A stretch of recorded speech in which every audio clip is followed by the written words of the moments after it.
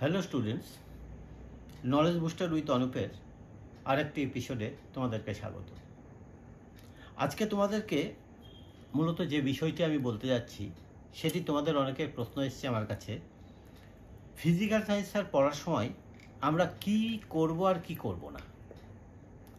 দেখো, প্রত্যেকটা সাবজেক্টই আমরা যখন পড়তে যাই তখন আমাদেরকে কিছু ইয়েস এবং কিছু নো থাকে।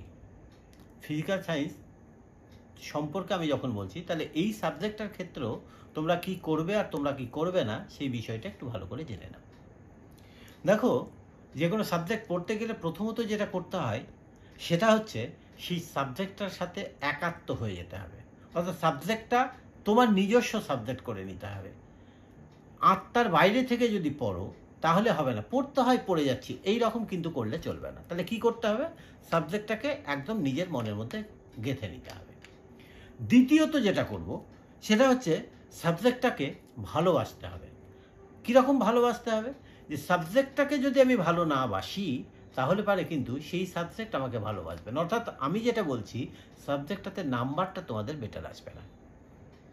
সাবজেক্টটা যখনই আমি পড়ব তখন সাবজেক্টটাকে ভালোবেসে সাবজেক্টের বিভিন্ন দিক থেকে কোথায় কি আছে, কেন নাই, স্যার এটা কি হচ্ছে, স্যার ওটা কি হচ্ছে, এরকম বিভিন্ন প্রশ্ন স্যারের কাছ থেকে জেনে নিয়ে, অর্থাৎ ভালোবাসার জায়গা থেকে সাবজেক্টটাকে পড়তে হবে। তৃতীয়ত বলছি, এই সাবজেক্টটার সব অংশকে তোমাকে স্পেশাল করে তুলতে হবে। স্পেশাল করে তুলতে হবে মিনিংস, আমি তোমাদের একটা গল্প বলছি। মনে রাখো, তোমাদেরকে যদি জিজ্ঞাসা করি কালকে তুমি কী দিয়ে ভাত খেয়েছিলে, তোমরা একটু চিন্তা করো। হ্যাঁ, কালকে আমি রাত্রিবেলা ডাল ভাত আর একটা সবজি ছিল আর একটা ভাজা ছিল, আলু ভাজা ছিল, বলে দিলে। পরশুদিন রাত্রে কি খেয়েছিলে? পরশুদিন রাত্রে হ্যাঁ, আমাদের মাংস হয়েছিল। পরশুদিন রাত্রে আমাদের মাংস হয়েছিল।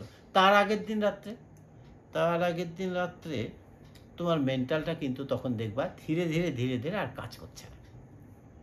এবার তোমাকে যদি আমি বলে দিই, আচ্ছা দুর্গাপূজা তোমাদের কোথায় হয়? বলছে স্যার আমাদের বাড়ির সামনেই তো দুর্গাপূজা হয়। বলছে দুর্গাপূজা তোমাদের বাড়ির সামনে বাদ দিয়ে তুমি কোথাও গিয়েছিলে? যে হ্যাঁ আমি গিয়েছিলাম স্যার। কোথায় গিয়েছিলে? বলে আমি ওই প্রত্যন্ত এলাকা বালুঘাটে আমি ঠাকুর দেখতে গিয়েছিলাম। তাহলে বালুঘাটে ঠাকুর দেখতে গিয়ে তুমি কি কি ঠাকুর দেখলা মনে আছে তোমার? হ্যাঁ মনে আছে। কি খেয়েছিলে? হ্যাঁ স্যার, আমরা একটা রেস্টুরেন্টে ঢুকে সেদিন আমি মাংস খেয়েছিলাম, তার সাথে বিরিয়ানি খেয়েছিলাম এবং স্পেশাল আরও মাংসের একটা প্লেট নিয়েছিলাম, কষা মাংস ছিল।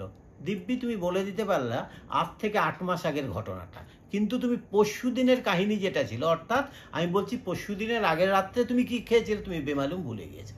কেন ভুলে গিয়েছিল?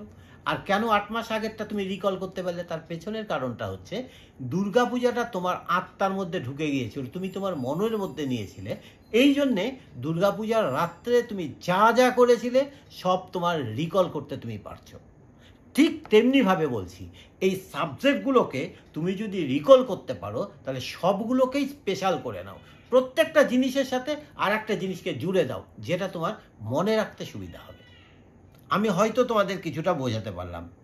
এরপরে যে বিষয়টা হবে, পড়ার সময় প্রত্যেকটা হয়তো রাশির নাম পড়ছি, ফিজিক্যাল সায়েন্স পড়ার সময় রাশির বিভিন্ন রাশিগুলোর নাম, বেগ, ত্বরণ, সময়, ভর, বল, মন্দন, যা কিছু আসবে সব কটা রাশি করার সময় ফিজিক্যাল সায়েন্সে খুব স্পেশাল ব্যাপারটা হচ্ছে এককটাকে মনে রাখা। আমি সিজিএস পদ্ধতিতে একক মনে রাখবো, এসআই পদ্ধতিতে একক মনে রাখবো, সেই এককটা মনে রাখবো এবং সেটার একটা চার্ট বানিয়ে আমরা করব। এবং প্রত্যেকটা এককের সাথে সাথে কাকে বলে সেটাও পড়বো, অর্থাৎ আমাদের এটা সংজ্ঞাটাও পড়ে নিতে হবে।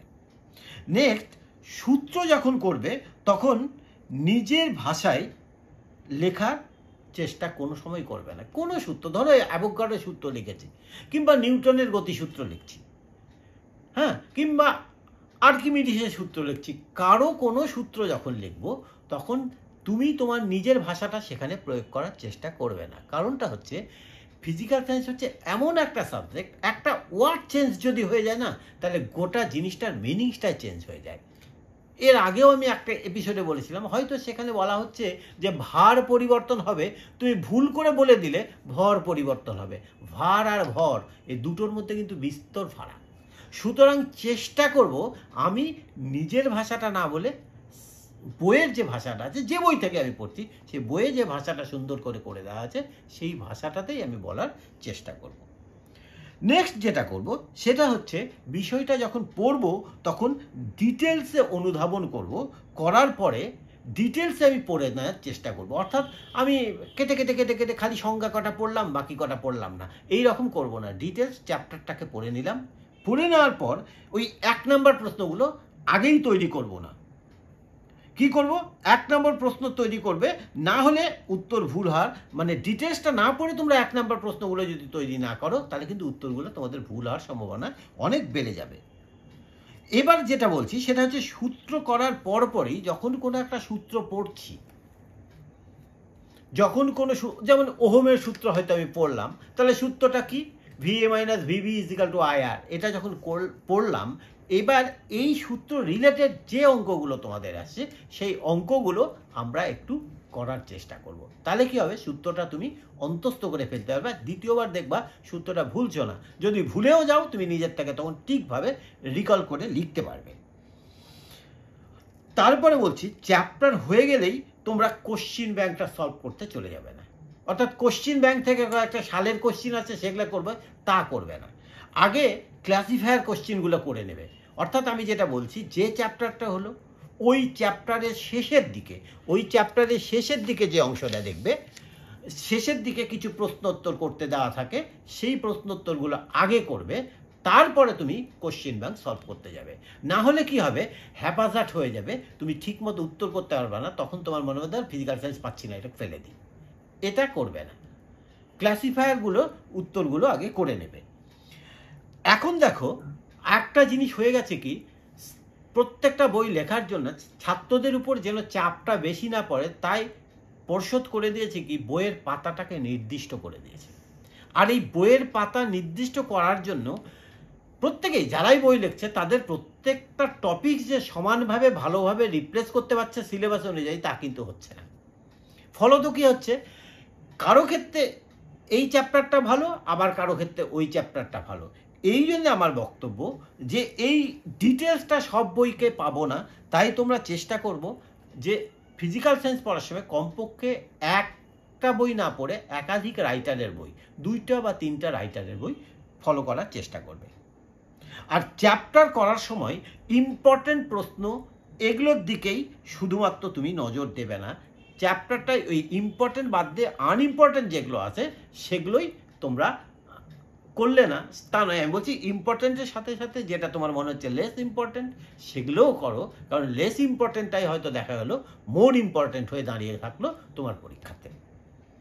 আর একটা কথা বলছি, আমরা বেশিরভাগ ছাত্ররা একটা কাজ করে থাকে সেটা হচ্ছে ওই স্যারটা না খুব অল্প নোট দেয় এবং অল্প কিছু কোশ্চেন লেখায় যার মধ্যে থেকে দারুণ কমন আসে, সুতরাং আমি ওই স্যারের কাছে পড়ি। এই পাল্লাটাতে পড়বে না। তাহলে হতে পারে যে ঘটনাটা ঘটবে, অদূর ভবিষ্যতে একদিন তোমাকে ফিজিক্যাল সায়েন্স পড়াটাই বন্ধ করে দিতে হবে, কারণ তুমি কিছু বুঝছো না।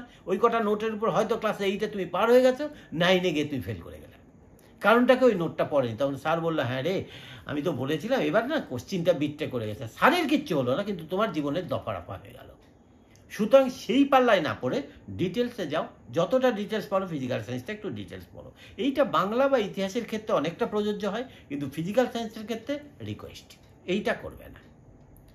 শেষে তোমাদের আমি বলছি একটা জিনিস, যারা ভবিষ্যতে ধরো ডক্টর বা ইঞ্জিনিয়ার এই সমস্ত হতে চাও, তোমাদের যাদের ইচ্ছে আছে, তারা মিনিমাম 8 থেকেই সমস্ত কয়েকটা রাইটারের বই পড়ার চেষ্টা করো। আমি যেটা বলছি যে আমাদের পর্ষদের বইগুলো পড়বে, তার সাথে সাথে বাইরের আরও 2-3টে রাইটারের বই পড়ো। স্কুলে যেটা সিলেবাস, স্কুলে তোমাদের একটা বইয়ের নাম দিয়ে দেওয়া থাকে, বুক লিস্টে একটা বইয়ের নাম দেওয়া থাকে, সেখানটায় তুমি চেষ্টা করবে তার সাথে সাথে সেটা বাদ দিয়ে আরও 2টো রাইটারের বই করবে।